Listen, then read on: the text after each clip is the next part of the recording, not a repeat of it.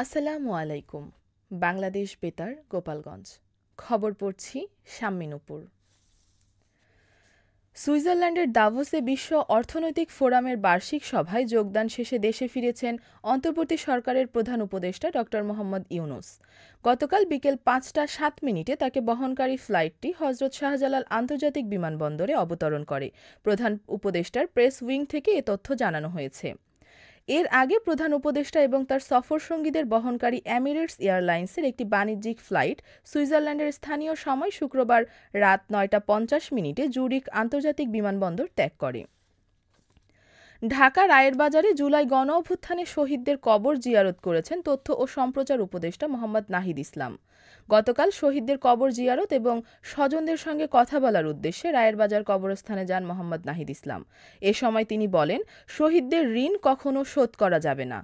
শহীদদের অবদানের কথা স্মরণ করে তিনি বলেন, বর্তমান অন্তর্বর্তী সরকার সবসময় শহীদ পরিবারের পাশে থাকবে। শহীদদের পরিবারকে আর্থিক সহায়তা প্রদান প্রসঙ্গে উপদেষ্টা বলেন, আগামী মাসের শুরুতেই শহীদ পরিবারের মাঝে আর্থিক সহায়তা প্রদান কার্যক্রম চালু হবে। রায়ের বাজার কবরস্থানে দাফনকৃত অজ্ঞাত পরিচয়ের শহীদদের শনাক্তকরণে কার্যক্রম চলমান রয়েছে বলেও জানান তথ্য ও সম্প্রচার উপদেষ্টা মোহাম্মদ নাহিদ ইসলাম। আন্তর্জাতিক শ্রম সংস্থা আইএলও কর্তৃক অংশীদারদের ক্রমাগত সমর্থনের জন্য কৃতজ্ঞতা প্রকাশ করে শ্রম ও কর্মসংস্থান উপদেষ্টা অবসরপ্রাপ্ত ব্রিগেডিয়ার জেনারেল ড.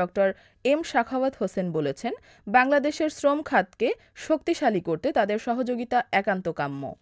গতকাল মুন্সিগঞ্জের ঢালি আম্বার নিবাসে আয়োজিত এক কর্মশালায় প্রধান অতিথির বক্তব্যে তিনি একথা বলেন।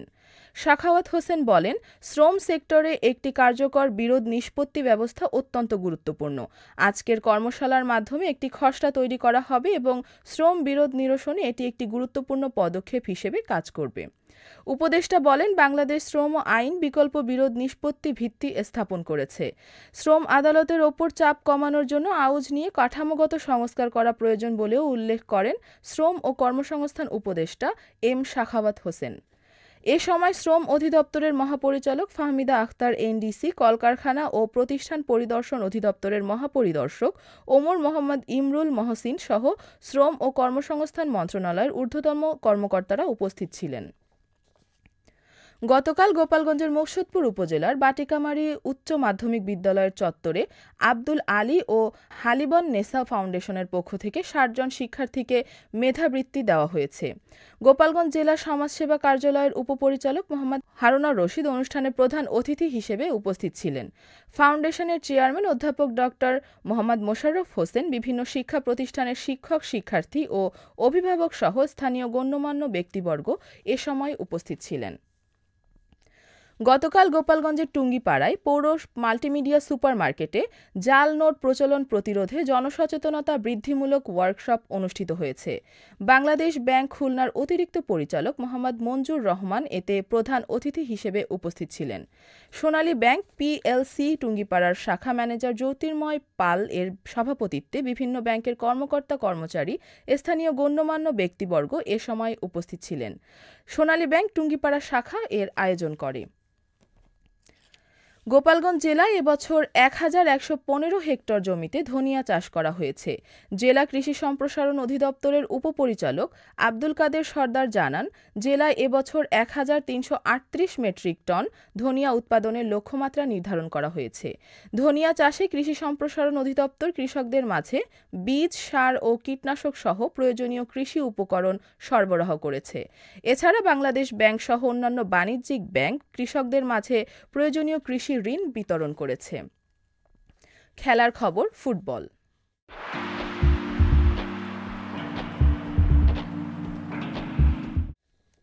জেলা পর্যায়ের জাতীয় গোল্ড কাপ বালক বালিকা অনূর্ধ্ব ১৭ ফুটবল টুর্নামেন্টের ফাইনাল খেলা গতকাল নড়াইল বীরশ্রেষ্ঠ নূর মোহাম্মদ স্টেডিয়ামে অনুষ্ঠিত হয়।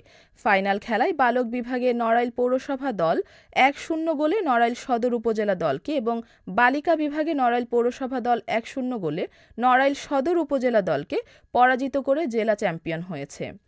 জেলা প্রশাসক শারমিন আক্তার জাহান প্রধান অতিথি হিসেবে উপস্থিত থেকে বিজয়ীদের মাঝে পুরস্কার বিতরণ করেন। অতিরিক্ত জেলা প্রশাসক সার্বিক লিংকন বিশ্বাসের সভাপতিত্বে অতিরিক্ত জেলা প্রশাসক মোহাম্মদ আরাফাত হুসাইন, সদর উপজেলা নির্বাহী অফিসার সঞ্চিতা বিশ্বাস, জেলা ক্রীড়া অফিসার মোহাম্মদ কামরুজ্জামান সহ বিভিন্ন শ্রেণী পেশার মানুষ এ সময় উপস্থিত ছিলেন। টুর্নামেন্টে নড়াইল সদর উপজেলা, নড়াইল পৌরসভা, লোহাগড়া উপজেলা এবং কালিয়া উপজেলার বালক ও বালিকাসহ মোট ৮টি দল অংশগ্রহণ করে। সবশেষে আবহাওয়া।